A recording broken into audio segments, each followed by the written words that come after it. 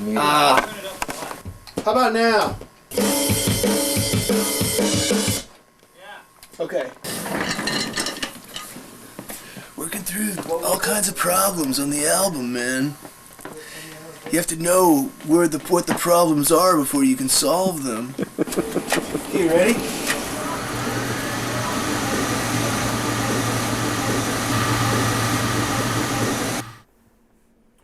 That tape machine has a lot of dust on it.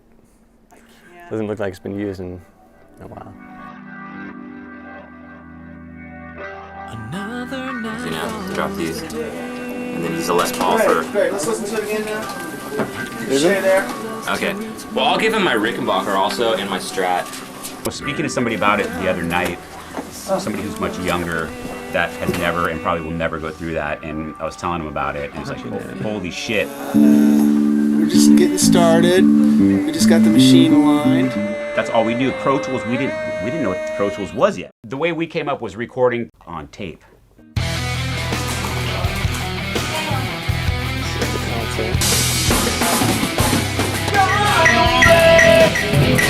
I still think you could do the whole thing better before we start keeping it.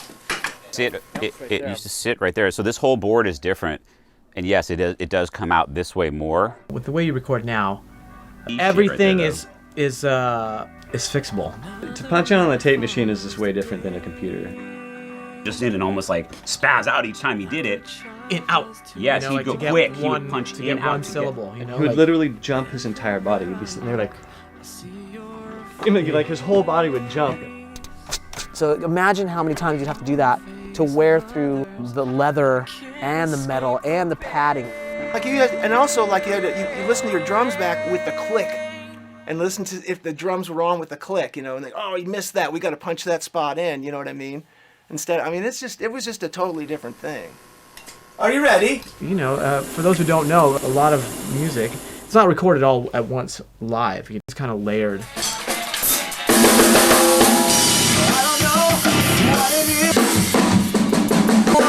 Something better. So there was 2 weeks of drums, and then there's 2 weeks of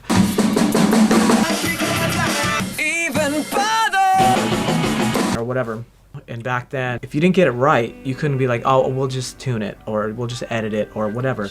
Like, you had to double your guitars, and you had to hit everything. You had to play in time. There wasn't like, oh, we'll just quantize, you know? Yeah, well, we had that. We had a 2-track, and we could mix the stereo vocals down, and then you had to make a mark, and then a mark on the tape. And then when you see that mark go by, you try to do it at the same time. No, yeah, that's not like the guitar sound like. Paul's like We're all basically performing at that time, and if someone fucked up, you had to go back, you know? And the drum fill part's coming, and the cymbal needs to be louder here, so Chris would pump it up here, or the guitar part here. We'd have to go into it. And we started to rely on using your eyes to see where the waveforms are and where they're landing, because nowadays we all and go, okay, well look, that's off right there, we can move this. We didn't used to do that. We just relied only on our ears. If you didn't have a little chink on the right spot, it didn't match up, do it again. Do it again. To some degree, you had to commit.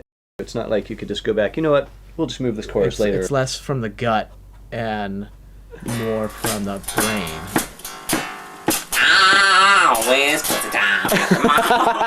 I really think that is a different way of making music. Was this out further? This is a different board, but this is the tape machine that we used to record it. And this was the control. But this right here. Oh, really? Pretend like I didn't get him, like yeah. Like I didn't fucking trick him, and he's like, It's in open E now? We're finishing up some Pro Tools stuff. Okay. And so is Crawling in the Dark, you know?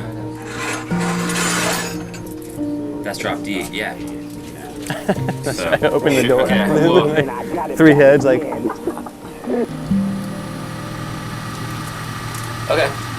All right. Okay.